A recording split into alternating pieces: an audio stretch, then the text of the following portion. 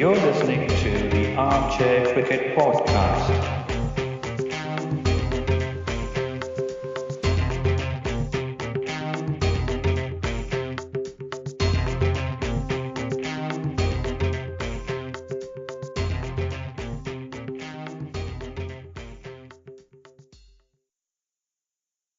Hello, everyone. Welcome to the 8th episode of the Armchair Cricket Podcast. This is a podcast focusing on Test cricket by armchair critics of the game. We are recording this episode on 12th of February at the close of the third Test match between England and West Indies, the last Test match of that series. Thank you for all your support. Keep listening to our podcast and introduce this to your cricket-loving friends. You can find us on Podbean, Apple Podcasts, or Spotify, and many other podcasting platforms. Just search for Armchair Cricket Podcast. Please give us a 5-star rating on Apple Podcasts and share your thoughts in the comment section. You can email us on armchair.cricket@gmail.com. You can follow us on Twitter. Our Twitter handle is @armchaircrickpod. You can find us active on Twitter during an ongoing match. You can join us there for a banter or a chat. Now, I have with me Ajit. Hi, Ajit. How are you doing? How have you been? Hi, Giri. Good evening. I'm doing good. Well, we've had a short turnaround between matches and also between episodes for us, for sure. But Yeah. It's been actually a couple of hectic days at work for me, so I've not been able to catch up on all the cricket. I've caught up a little bit on highlights. But how have you been?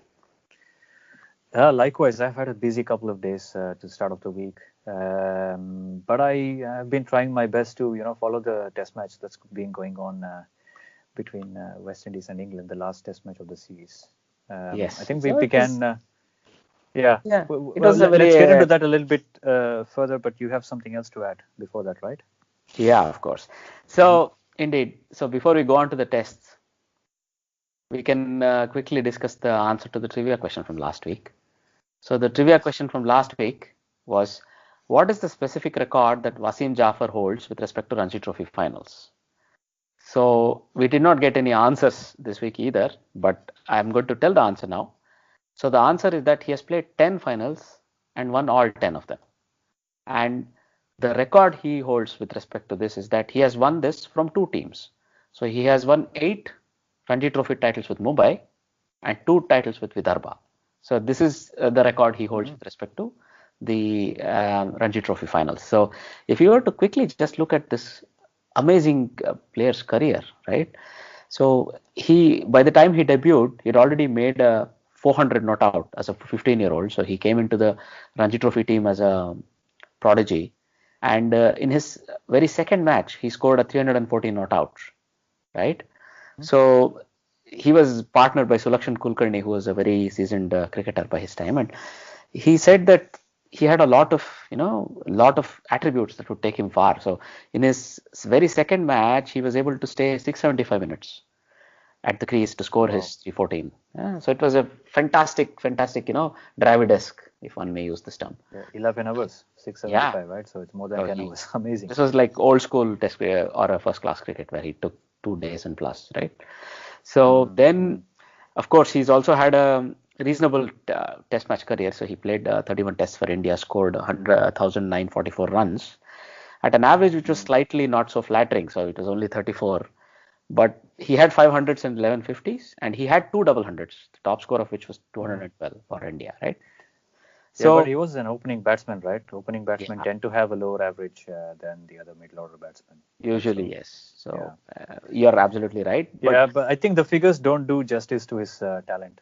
This guy's talent. Yeah. I think most people feel the same. So if you were to look at some of his other records on the first class scene in India, so he's comfortably the highest scorer in Ranji Trophy. And he, in the 2018-2019 season, this last season, crossed 11,000 runs. He has also played 145 matches in the first class level, that is Ranji matches. And this is the highest number of matches played by anybody.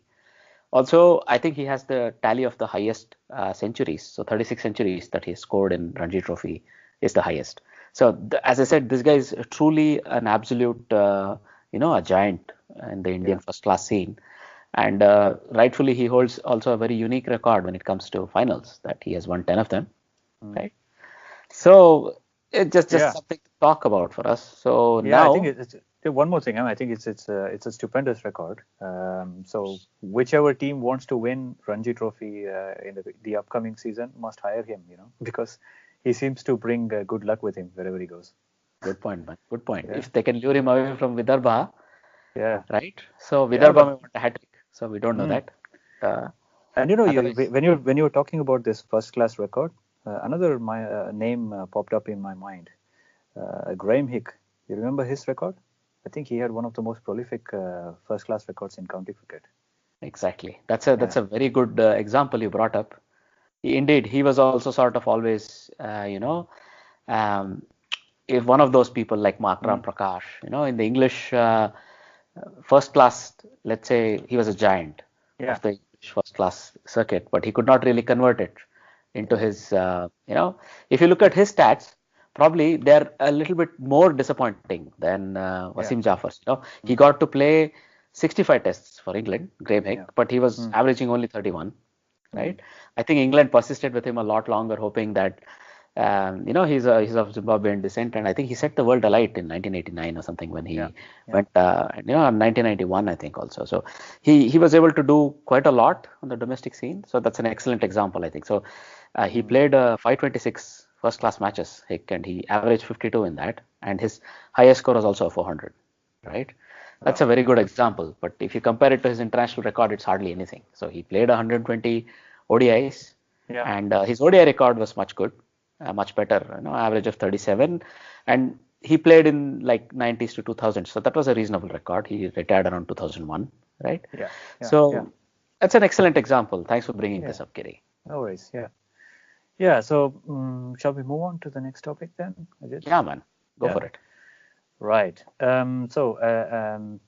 When we began this episode, we mentioned the last test match that was happening between England and West Indies at St. Lucia. While we record this episode, I think just minutes before this episode was recorded, the game came to a close. England wrapped up the match by 232 runs on the fourth day of the test match. Just to sum up the whole test match. So as we remember, when we started the previous episode, we also mentioned this. I think we covered the first day then. So West Indies, having won the toss, inserted England to bat. England's top order did not do that well. They had some good contributions. I think Jennings was a failure again in the first innings. He got out cheaply. There were some starts by other batsmen like Burns, Roddy Burns, Denley and Root, who made 29, 20 and 15 respectively, but they didn't, go ahead and convert that into a bigger score. So they were, I think, 100 and a bit down, 107 for 4 when Joe Root was out. Indeed. And then in came Ben Stokes, and along with Joss Butler, they put on, I think, 125 run partnership, which kind of rescued England because it could have been so much worse for them had the West Indian bowling attack continued their good form. But then, they survived the onslaught, and then they made sure England had a good score at the end of day's play, at the end of first day's play. And then the following morning, I think West Indies bowlers came back very hard at them. So they also had a new ball, right? I mean, I think with a new ball, was that Kemar Roach? No, I think Shannon Gabriel broke through Joss Butler's defenses, and then bowled him. And after that, Stokes also got out cheaply, and basically Kemar Roach wiped out the tail in double quick time. So I think England were bowled out for 277. And when West Indies came out to bat, they were, I think they had very good intent. They were quite cautious at the same time. They also looked very comfortable against Anderson and Broad. So they had an opening partnership of 57 runs with Craig Brathwaite. Craig Brathwaite. I always mention that name, Carlos. He's more popular, I guess. Yeah. Craig Brathwaite and John Campbell. They put on 57 runs, and then against the run of play, when Moeen Ali was introduced into the bowling attack, Brathwaite tried to hoik one over the mid-wicket and then was holed out. And with that started the plunge from the West Indies. Immediately after, the very next ball, Campbell got out. And then this was the moment that changed the whole test match. I think Mark Wood, the replacement bowler, I think he replaced Sam Curran, right? Yeah, I think he replaced Sam Curran. Indeed. He came out to bowl, and then he basically terrorized the West Indian batsman. He bowled really fast and got the middle order out very cheaply. I think Shea Hope, Bravo, Ruston Chase, and Hetmeyer got out in very quick succession. So they were all out. And I think by then, West Indies were about 6 down for 79. Exactly. There was not much resistance down the order except for Dowridge, the wicketkeeper batsman. I think he played a good hand with 38, and only Kemar Roach, the bowler, managed to get into double figures. All the others were, easily either bowled out or I think they got out very cheaply, basically.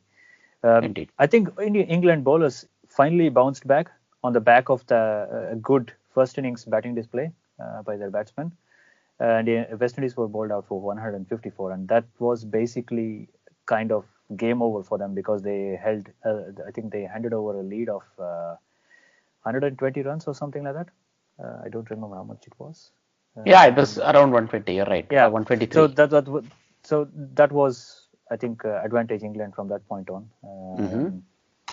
And when England's second innings started, West Indies also lost a bowler.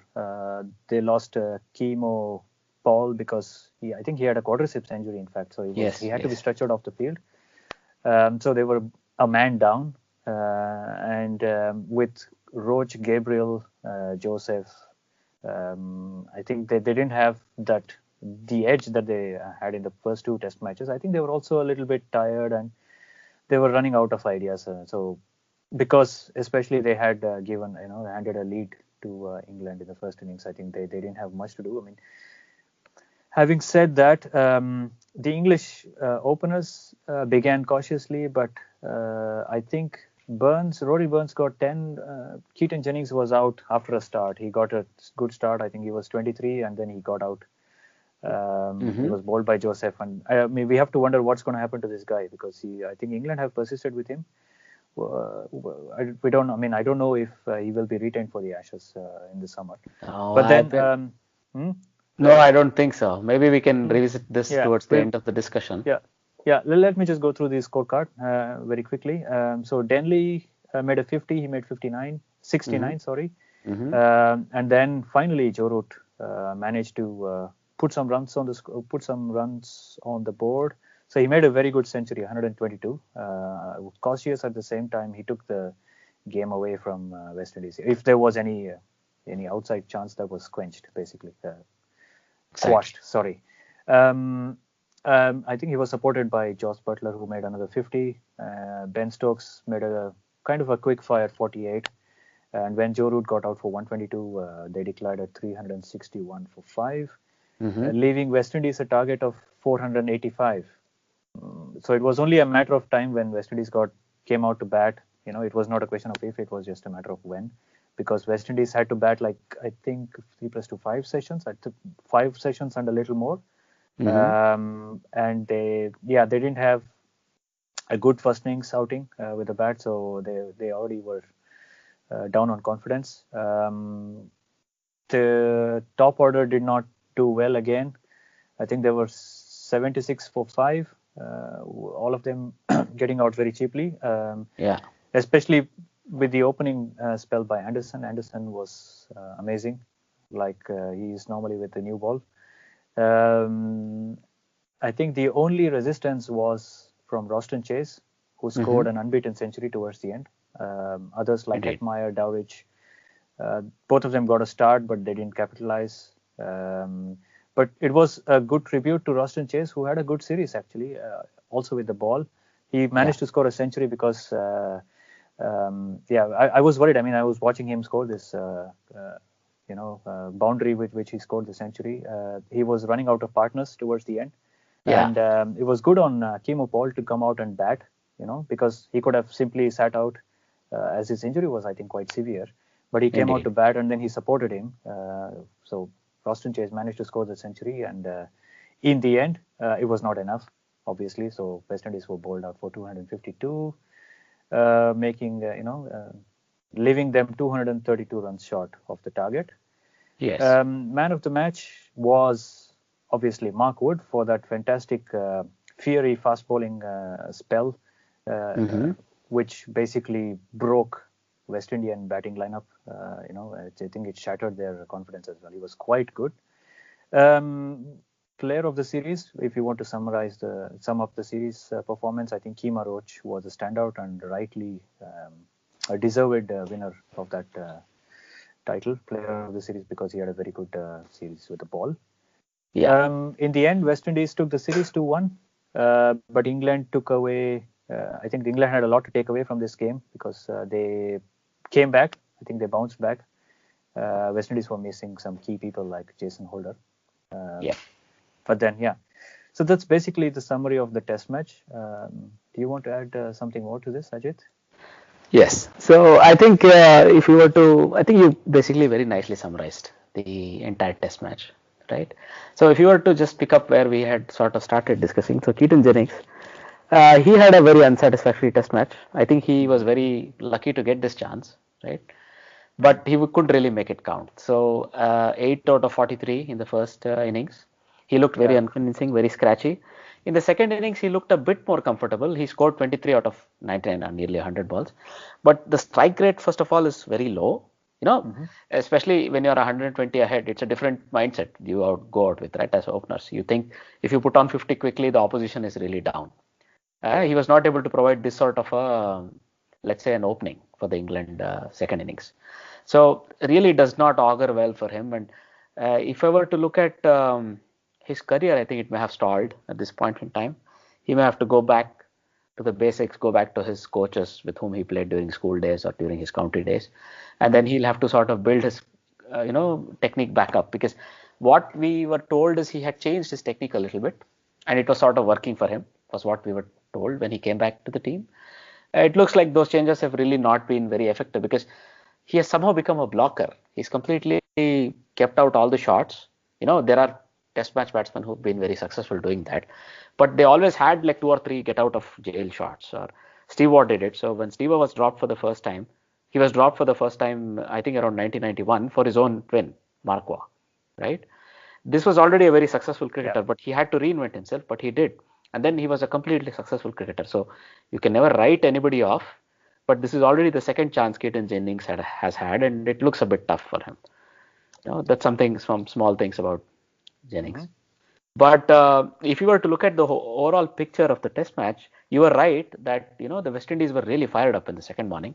They were able to take the initiative, and England were in a hostile hour and a half session. England were bowled out for the addition of just 46 runs. So when you have 2 set batsmen, 50 plus each, you can expect that the team is able to stretch it out to 400 or even 350 plus. But West Indies really blew them out of the water on the second morning. Right? This was good. You are right when you pointed out that Gabriel sort of started the whole thing, right? And if you look at also then, of course, Roach took over. You already mentioned it nicely. And when it comes to the West Indian batting, I think the pitch was considerably faster by the second and the third day, I think, right? So it looks like you are right. I think that back-to-back dismissals of the 2 openers, Brathwaite and Campbell, may have been very dangerous or may have been detrimental, because that began that spell of Wood, completely running through the West Indian batting lineup, the middle order at least. So single-digit scores all the way through. So in effect, they were no wicket for 57, and they were suddenly 6 wickets for 79. So that sort of a collapse is very tough to resist. I think if anything, Dowrich and maybe Roach can be given a little bit of credit there. Yeah.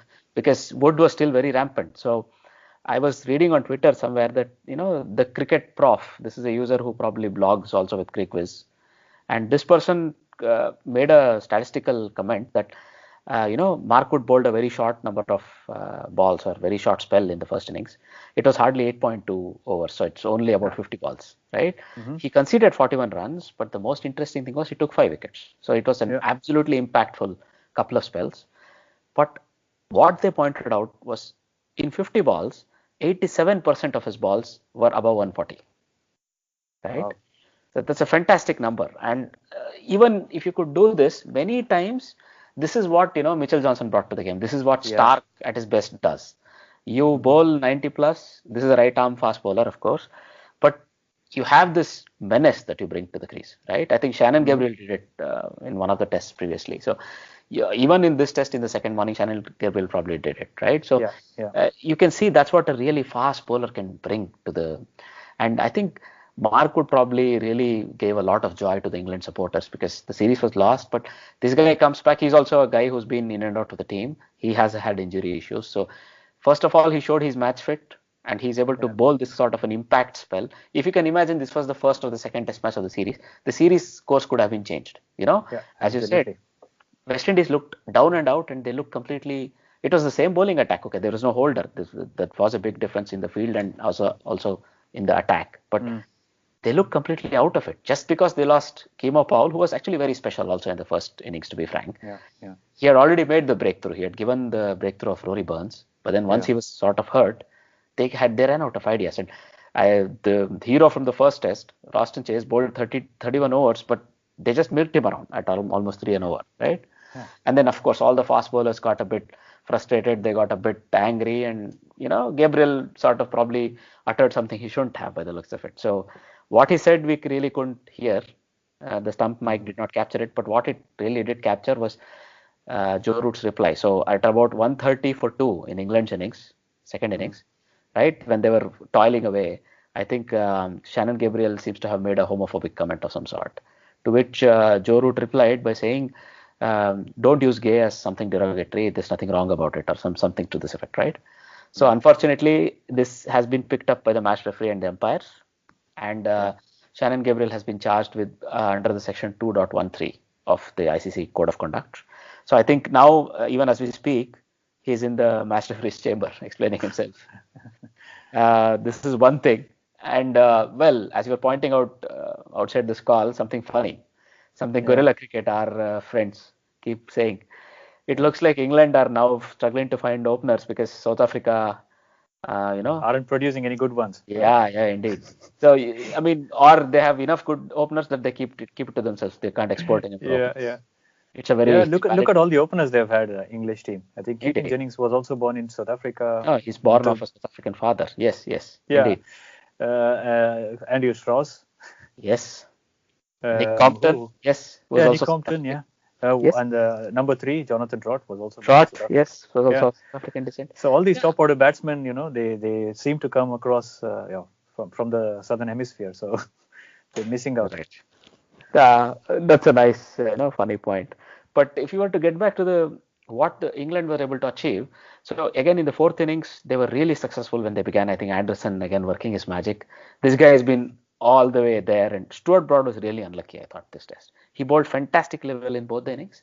I think he beat the bat, 30-40 times. On another day, he would have gotten a 5-4 in both the innings, probably. So it was a really unlucky test for him, but still, really, Anderson really broke through the West Indian top order in the second innings, and that ensured that they wouldn't get a solid start, even like the first innings, for example, right? So for me, I think the John Campbell was very promising, but I think the maturity will come, let's hope, because in the first innings, his dismissal was very crucial. If he had stayed behind, I don't think West Indies would have suffered such a bad collapse at the hand of Wood. He was fast, but I think John Campbell would have hit out, and some of Wood's venom would have been taken out. This is one thing. Of course, when it comes to Roston Chase, I have nothing but a lot of grudging respect for this guy. If you remember, I think 2017 when India toured, I think he scored his first 100 against India. That was also fourth innings, 137, right? And they drew the match. He was able to get the match to a draw. So that was one thing. Then if you remember last year against Pakistan, he nearly saved a test match by batting a day and a half. And then with like 7 balls or 8 balls left in the test match, Sharon Gabriel, who was again number 11 in that match, tried to hit and failed to clear off. I think if you remember, one of the spinners bowling a hit to deep mid wicket and he was dismissed. And I think Fazir Muhammad, who was on the radio commentary at that point in time, "What have you done? What have you done, Gabriel?" or something like this, he shouted. "Why has he done this?" or something very iconic. I think it will stay with you. It's like one of those Carlos Brathwaite, remember his name moments, commentary moments. So I have a lot of respect. He doesn't average much. His average is only about 33 if you look at his batting average, but there is a big difference. He's one of those rare batsmen whose fourth innings average is higher than his any other innings average. So he averages 47 in the fourth innings, even though his overall career average is only 33. So these are the really important batsmen who would come to the rescue of the team. So I think 3 of his 500s are made in the fourth innings. That's again a very rare stat, right? This guy, and I think even though sort of they could have collapsed to 110 all out, the test match was lost. It was very clear. The total was too tall to be chased down. So I would like to give a little bit of kudos to the West Indian team that they hung on. They made 250 in the fourth innings, which is not a bad score, right? And also, I think the tail kept Chase company, so that even Gabriel tried to hang around for about 30 minutes, I think, so that Chase could go on. And when he was dismissed, Chase was on 98, so it was there was a moment's confusion whether the innings ended or not. Then you see this guy limping out, Keemo Powell. So you have to give him credit as well, and the management of the West Indian team, right? They were able to tell that guy, and he was able to accept it. So just go out, block a couple of balls. He only had to block one ball in that over, right? And then it was Stokes bowling, I think. And then Chase would get strike. And that's exactly what happened, and Chase got his 100, right? And this guy tried to swing, got a couple of boundaries and got out. That was that. I think that was okay in the end. That was okay. Exactly. But you still went to 252, even though you were, it could have easily subsided to nothing. From 4 for 31, you could have been 100 all out. But that's the one thing I would like to.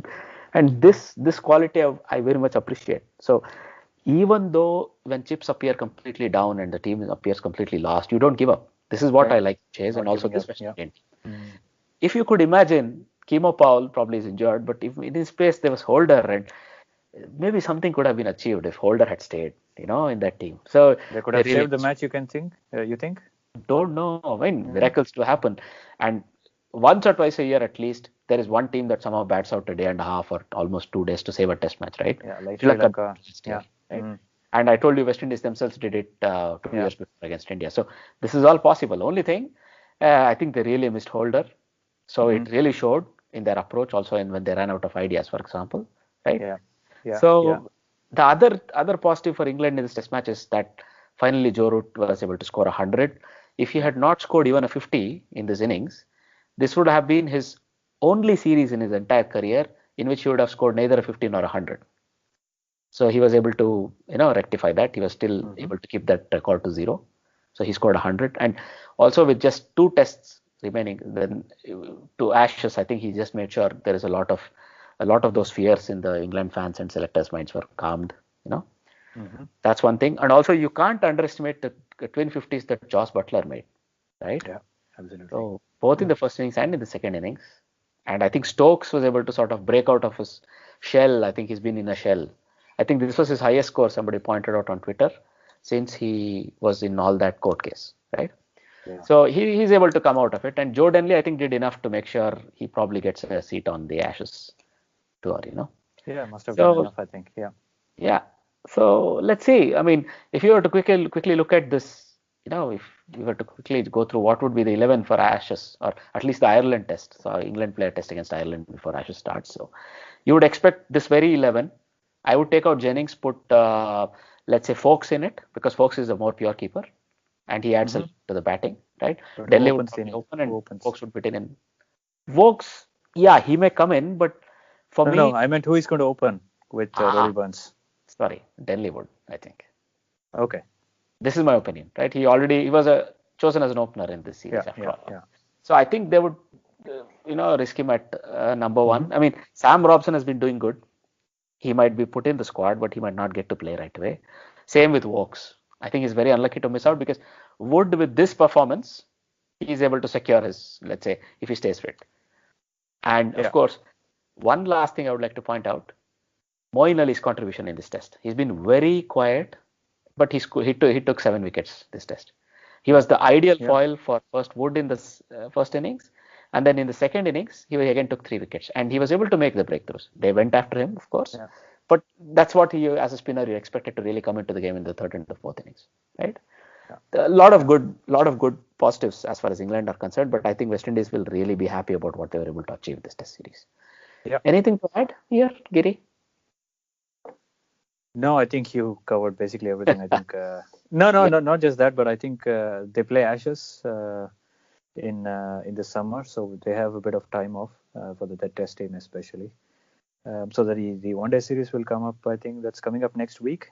So we'll probably do a preview on that in our upcoming episode. Indeed. Okay. Now, if you were to quickly go forward, I think we can take a quick look at the New Zealand, right? New Zealand and India. The New Zealand T20s. Yeah, the last T20 New Zealand and India, it was played at Hamilton. It was a close game. It was a high-scoring game. I think the end result looks in New Zealand's favor. It probably is a fair result. New Zealand won the match by 4 runs, having scored 212 in their when they batted, and India could only was 4 runs short in the end, like I said. But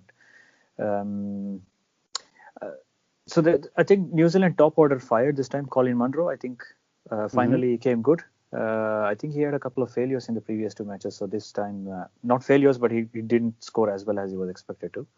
And also the keeper, Seifert, Tim Seifert, I think he was also very good. So they had a very nice batting display, and I think it was a good batting pitch. Very nice. The ball was coming on very nicely onto the bat. So they came up with 212. For India, I think the bowlers who did well was Bhuvneshwar Kumar and Kuldeep Yadav, especially because he got 2 wickets for 26 runs in his 4 overs. And I think when India played, I think when India came out to bat, I think until Rohit Sharma was there, India had a very good chance. They were well in control, in fact. So when the opening partnership did not materialize this time, I think Shikhar Dhawan was out very quickly. I think he was out even in the first over. So indeed, Santner was the spinner bowling the first over, and then he got out squarely, hold out. But Rohit Sharma and Vijay Shankar, I think they played a very good partnership. Both of them. Rohit Sharma made 38 runs, but he was playing more of a second fiddle to Vijay Shankar. Vijay Shankar played some beautiful shots, exquisite shots in his innings of 43. And they were kind of proper cricketing shots because he was playing most of his shots with a straight bat, not cross-batted heaves or hoiks or anything like that. So when Vijay Shankar got out, Rishabh Pant walked in. Rishabh Pant played a cameo, 28 runs.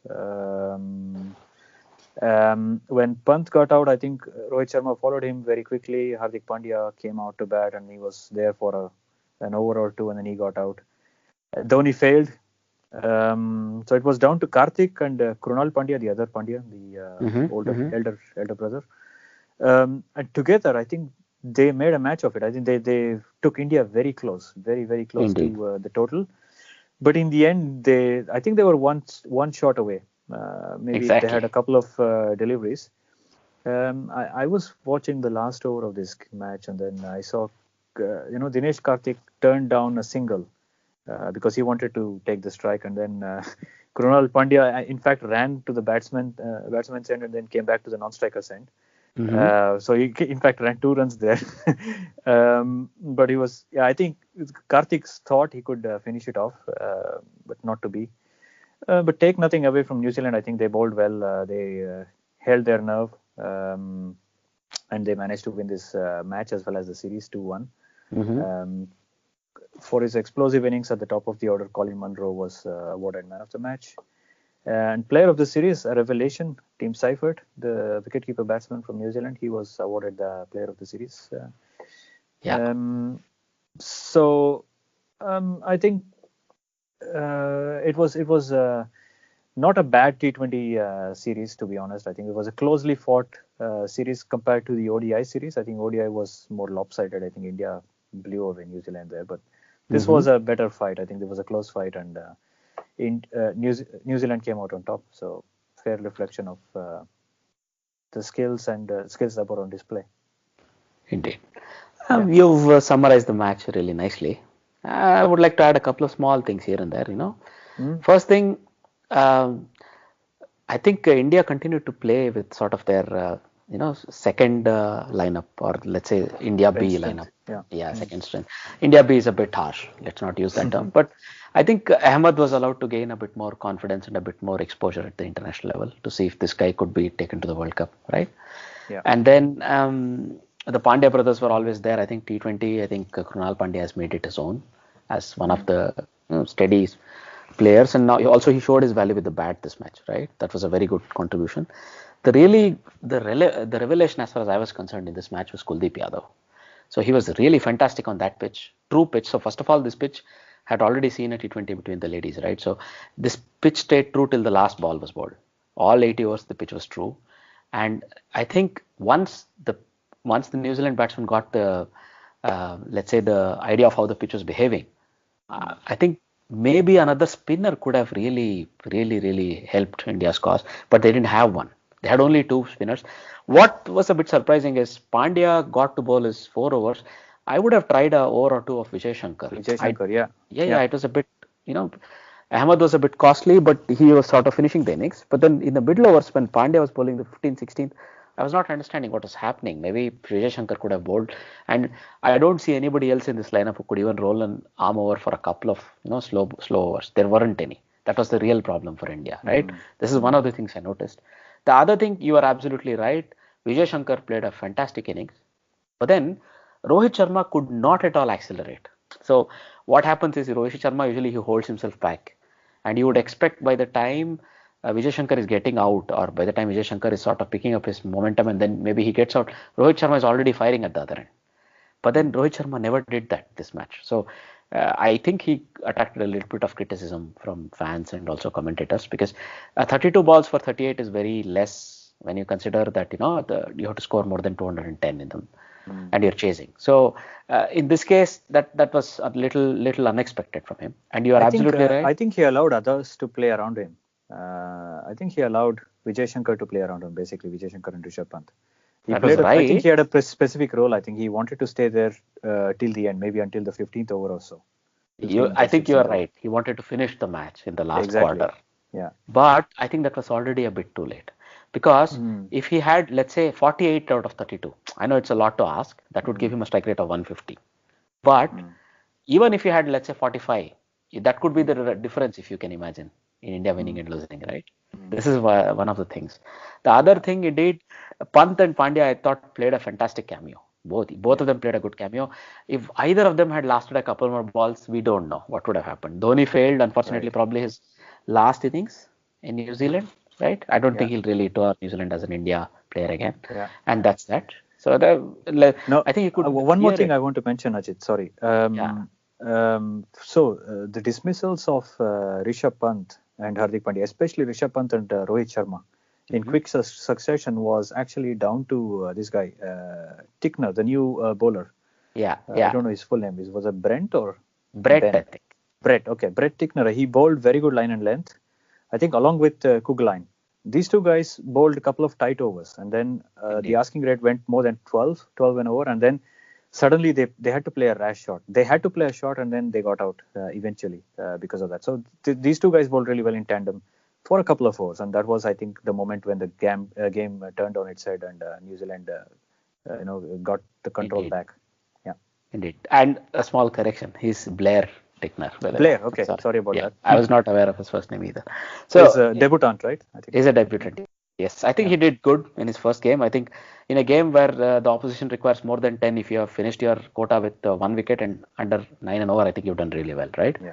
So one of the other small things, I think New Zealand also understood that they shouldn't be giving pace on the ball to India at the beginning. That's why Santner opened, and I think he got the wicket of Shikhar Dhawan, right?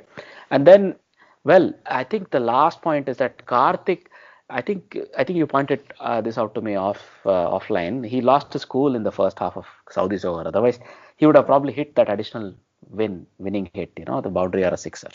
The first three balls, I think he lost his cool when a wide was denied, you know. And you're right, that may have cost India the match. Just a quick summary of, we can go on about this, but if you were to look at the series overall, Seifert was rightly named the man of the series, right? He had the highest score. And of course, Colin Munro also finally got into some runs. When you look at the bowlers, Ahmed was the highest wicket-taking bowler in the series, and he was tied top three with Daryl Mitchell and Pandya. So, overall, it was a very tight series, and it unfortunately ended with India losing it. But I think India, considering that they were playing with the second string attack, they must be happy. This is not a bad result overall. It could have been 3-0 or something, but I think they did it well, right? Yeah. So this is looking at the men's tour, Yeah. right? But if I were to quickly summarize what happened with the women's match, because women also, as we said, they were playing on the same pitch. So women lost the series 3-0, the Indian women. They had already lost the series 2-0, and with the last match beginning, I think they decided that they would correct some mistakes with the selection, and they allowed Mithali Raj a chance to play. I think keeping in mind that they would focus on the 2020 World Cup, the Women's World Cup T20 in 2020, I think that's why sort of they have been keeping Mithali Raj out. This is what I read. Therefore, they've been trying to give options to new people.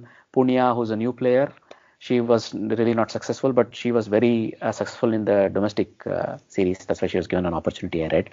But in the last match, so New Zealand batted first and made 161. And again, Sophie Devine, the opener, who finished the man of the series, or women of the series, she was also the woman of the match, or the player of the match. This person, she played fantastically to give New Zealand a flying start. Even though there are not many big contributions down the order, the captain again made Satterthwaite, she made 31. So they got to 161. This is sort of par score on that pitch. As you later saw on the men's match, what was the par score. So Indian women, again, the middle order was not really firing. So Smriti Mandhana had a fantastic series, really, really good series. She was really scoring well, but there was nobody supporting her. Jemima Rodriguez supported her a little. And finally, Mithali Raj, who was inducted into the team, could not win the match. She made 24 runs of 20 balls. And in the end, I think Deepti Sharma hit out. But between them, they came really close. And it looks like, the men showed the women's team they could always do better than what the women could do. So if the women lost by 2 runs, the men decided they lose by 4 runs. And that's what happened, right? So this is just a quick summary of the women's game. And some interesting stats. Again, if you look at it, between Mandhana and Rodriguez, right, these two batters scored 71% of Indian women's scores in the entire T20 series. That showed how bad the middle order was. Harmanpreet Kaur had a shocker of a series, that first one, I think, of her career.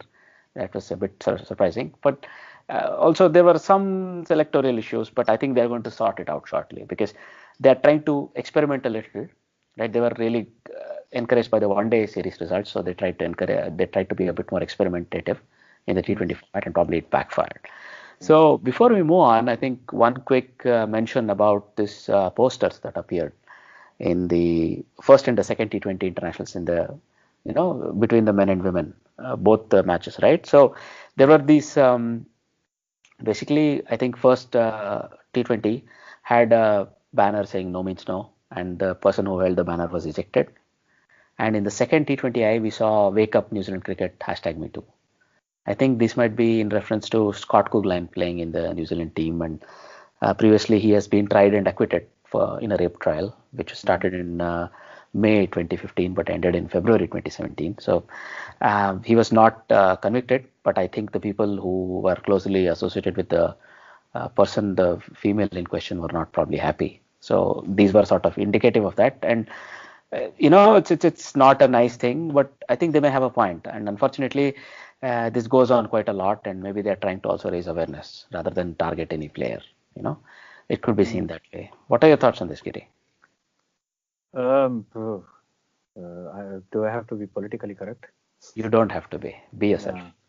No, but the thing is, if this guy Coughlin was tried and acquitted, we have to accept that, right? If he was tried fairly, and the result in the end was that he was acquitted, then I think that should be it. I mean, I understand there may have been some, some, maybe it's still an open topic for the people who made the accusation or somebody related to that, but Indeed. I think we may have to move on. You're right. Yeah. You're absolutely right. Yeah, that's just a small talking point from that series. So we've covered the India versus New Zealand, both men and women's series. Now, if we were to move on, we could quickly take a look at the upcoming one-day series. Bangladesh are already in New Zealand, right? So they'll be starting one-day international later today or early tomorrow, depending on how you look at it, on 13th. So I was just looking at the teams. It looks like Bangladesh are coming into New Zealand with a good record, because compared to New Zealand, who've lost their last out of the last 5 matches, they only won one, and they were playing at home. Bangladesh have won 4 matches and lost only one. But they are coming into New Zealand with a very bad record, at least when it comes to one-dayers, because they have never, won a one-day international in New Zealand, right? And if you look at it from the flip side, New Zealand have never won a one-day international in Bangladesh from 2012 or something. So they have some very interesting records in each other's countries. Right. But if you look at this lineup, I think New Zealand team, if you remember what happened to Sri Lanka after India left the shores of Australia, I'm afraid this might be repeating in this case to Bangladesh now that India have left New Zealand. So the New Zealand one-day team is very, very competitive, and they are also probably a bit frustrated, right? And they may take it out on this Bangladesh team. But having said that, we can't take the Bangladesh team lightly, simply because they have some good experience in that team. Even though they lost Shakib Al Hassan to an injury, finger injury at the last minute, they are able to still bring in Mustafizur Rahim and Mashrafe Mortaza. They also don't have that youngster, the very quick fast bowler, who was also a star in the BPL. I forget his name now. So he is not there, unfortunately. He's also out with an injury. He's a very young bowler. So, but they still have a very good bowling lineup. And with Mortaza being the skipper and Shabir Rahman makes a comeback, it looks like they're having a good, team. So it might be more than a competitive series. I wouldn't write Bangladesh off. That's all I can say. So let's see how it goes. So, and they start their first match tomorrow, right? Another quick note is the first test between South Africa and Sri Lanka. And I think this also starts tomorrow, if I'm not wrong. Giri? Yeah, it does start tomorrow, yeah. All right. So I have not really looked into this too much, but again, I think Sri Lanka will find it very difficult if you were to just look at their performances over the last couple of series, and South Africa are on the up. So I think Sri Lanka will have to dig really deep and try to come up with a good batting performance to even remain relevant, right? Yeah. This is how I would look at this series if I were to just wrap it up in a... But the first test match is played at Durban, which is traditionally less pacey and more spinner friendly.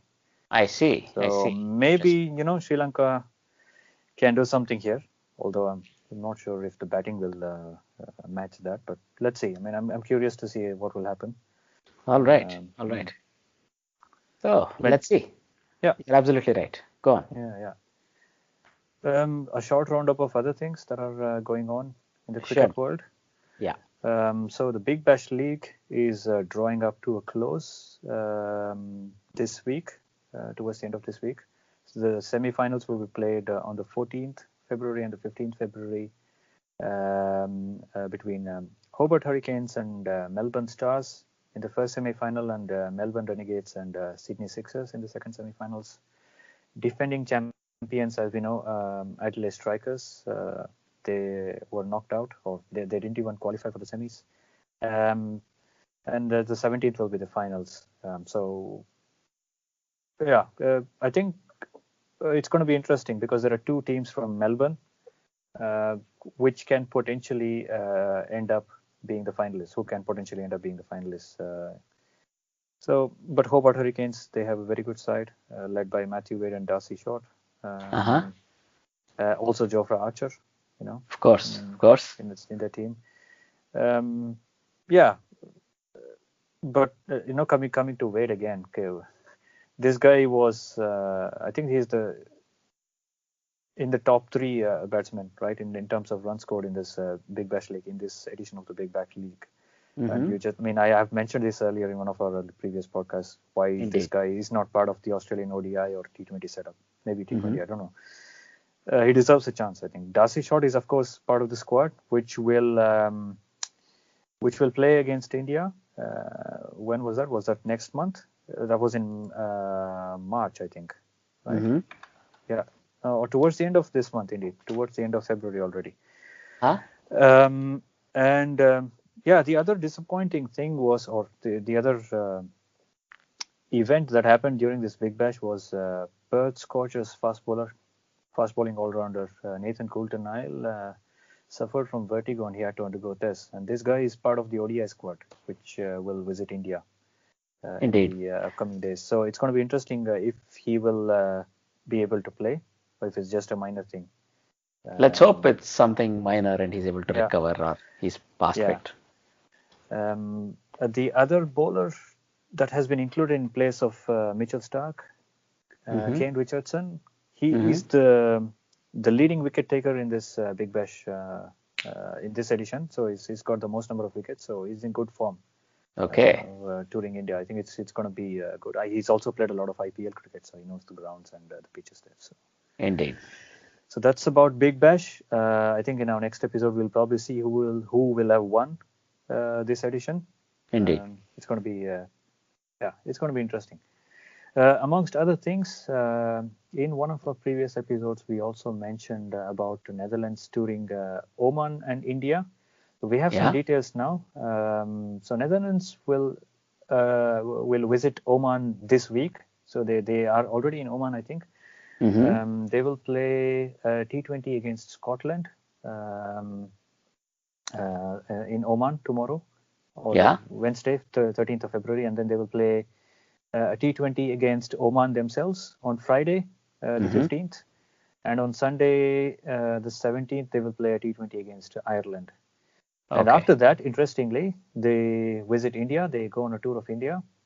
And on 21st of February, 23rd of February, 25th, 27th, and 28th, on 5 different days, apparently they play against our home team, back home, Karnataka. Wow. Okay. Yeah. Cool. So this is supposed to be 50-over games. I don't know which Karnataka squad they will come up against, whether it's going to be the Ranji team or whether it's one of the other subdivisions. So I'll could keep very well be the the highest team, the List A team, or the one-day team of Karnataka. Yeah, I don't have all the details. Yeah, I don't have all the details on this, so I'll keep an eye on this to see what this will entail. So I will probably come up with more details in one of the next episodes when they're already in India. So it's going to be interesting. Success, Mensa. Oh yeah. To our Dutch cricketers. So do well. No, I think you deserve a little bit of kudos here, because it's not easy to locate these records. They're not as easily available as any of the other international teams' records. So I think you deserve a bit of kudos there for doing all the research and getting it out, right? And let's see, maybe we can also follow up in one of the upcoming episodes. Let's see how that goes. Yeah. Now, if you were to look at the other things, Darren Bravo's new song, Kiri, Asia, have you heard it? I've only heard his song called Champion. Yes. Or Champion. Is it Champion or Champion? I would say it's Champion. It's not a mushroom. Not champignon, no. It's just Champion, I think. Okay. But anyway, this one is called Asia. Have you heard this at all? It's now making the rounds on YouTube and other social media platforms. Asia, okay. No, I haven't heard this, to be honest. Sorry. What's it about? It's about Asia and his friends in Asia. It's basically, it's a serial name drop with some occasional other words thrown in. It sounded like years. So he says, frankly, I don't have a lot of respect for Bravo as a musician, right? Okay. I really respect him as a cricketer, maybe also as a marketeer of his own brand Bravo. Is it Darren Bravo or Dwayne Bravo? No, it's Darren Bravo. Oh, it's Dwayne Bravo. My bad. It's Dwayne Bravo, the all-rounder, right? Yes. Not the younger Bravo. No, definitely not. Okay. Younger half-brother. Right. So I was wondering how this guy also started singing, following the footsteps of his... Maybe he does a better job than the older brother, but that remains to be seen. So going back to the song, I told you he refers to it country by country. He says, in Sri Lanka I have Sangakkara and then Mahela as a friend, then In India, he has Kohli and Dhoni as a friend, and Pakistan, he has Shahid Afridi as a friend, so on and so on, right? And I think Afridi tweeted about it and even said this song is better than his first song. I don't Right. know if it means by Does including. that mean he understood the song or? I think so. You Okay. could actually have hit the nail on the head. Maybe this made more sense to Shahid Afridi. He was able to easily understand it. Okay. Or you could take a look at it as saying he found it nicer because he was included in it. I don't know. I don't know how to interpret it. It's But a tribute again, song Shahid then. Afridi, It's more of a tribute song then. for sure. No, Shahid Afridi is there in the song. He's his friend from Pakistan. So yeah. Right. So this guy is truly. I mean, look. I mean, I can joke all about it, but I think he is very good when it comes to marketing his music, right? And he has a lot of friends. Truly. I'm now expecting another song from the Southern Hemisphere, so we'll see if it comes. And maybe we get to hear a lot more name drops in the other one with all the Who songs. will do that from Southern Hemisphere? Maybe Bravo. I mean, his first song is called Asia, second song. Maybe Oh third yeah, one, okay. Australia. Like that. I Okay. don't know. Hmm. With all the Australia songs. and then South Africa and all that. Yeah, it was also West Indies. So we'll see. We'll see. Maybe there were enough West Indian cricketers in his first song. We don't know. Anyway, so this is just a small topic to discuss. And then the last one, I would like to go through this very weird incident where this Delhi selector and former India bowler, Amit Bhandari, was attacked when he was sort of witnessing another T20 match, right? So this specific player, right, whose name is Anuj Dheda, he came and he asked why he was not selected. Apparently, the Delhi team's probables were released one day before for the Ranji upcoming season, and this person was not a part of this lineup or this probables list. And as a result, he first of all tried to assault Amit Bhandari, then him and a few of his friends tried to attack him, and something very unforeseen and also something very unsavory has happened here. Is this alleged or do they have witnesses No, I think they have corroborating this? witnesses. They have Okay, witnesses in okay. as much that this person has been arrested along with his brother. Anuj Dheda has been arrested, and he's probably facing a lifetime ban by the looks of it from How old is DDCA. he? How old is this guy? I think he's not. He's early 20s, if anything, even 20, I think. Oh, okay. It comes across as very, very unsavory and very unfortunate for a very young man to, take this route to sort of go ahead and, try to get his way in. And also accosting a selector when you don't make it, it doesn't fill you with a lot of confidence as to how people sometimes take it, right? So, and I think Gautam Gambhir and Shikhar Dhawan and Virat Kohli, I don't know, Virat Kohli also tweeted, but I heard he did. So all of these other people who are really, able to quickly respond and said, we'll try to help you. And I think Gautam Gambhir even went as far as saying, I will not let this slide. I'll make sure the person responsible is held responsible. And I'm just reading a tweet from somebody called GS Vivek. I don't know if you know this guy. He mentions that there were about 40 people, entire Delhi probables who were there with support staff and management, and this happened right in front of them. The goons attacking Amit Bhandari. Wow. Unbelievable. This is quite crazy. It's sorry to really read these things in the paper, right? Anyway, that was one of the last things we had to mention. So just some housekeeping and the trivia question for this week, Giri. So the trivia question for this week is, who is the highest wicket taker in the cricket World Cups? That is, in all World Cups, if you put together all 50 over World Cups together, who is the highest wicket taker in all of them? This is the question. So please reach out to us, send us your answers to armchair.cricket@gmail.com or get in touch with us on Twitter @armchaircrickpod and try to, give us your answers or your guesses. We are always welcome also for comments and other questions you may have for us to pick up. If you have any comments about our way of presentation or the content we use, please also let us know, right? Yeah. So as we always tell you, thanks a lot for your listening, and also try to, popularize this podcast if you like it. Leave us a 5-star rating in any platform you might listen to, and maybe even Apple Podcasts if that's the one, right? We have quite a lot of cricket coming up, Giri. So in the upcoming episode, I think we have at least 2 test matches, I think, to look forward to. Maybe the one test match for sure, and maybe the other one as well. And we have the Sri Lanka, South Africa test matches. We have the one-dayers between New Zealand and Bangladesh. We have BBL that would have probably just ended, PSL that would just begin. So a lot of cricket coming up in the upcoming week or so. Yeah. I think we have a lot to discuss as well in the upcoming episodes. Yeah. So I would always say to our listeners, please stay tuned in. You have a lot that you can listen to us or listen to from our episodes, right? I would like to say thanks a lot to all our listeners. All right. Thanks, guys. Thanks. Do keep listening to us. Thanks, Ajit, for your time and for having this nice chat again. Let's do it again sometime soon. All right then, Giri. Thank you. Bye-bye. Bye.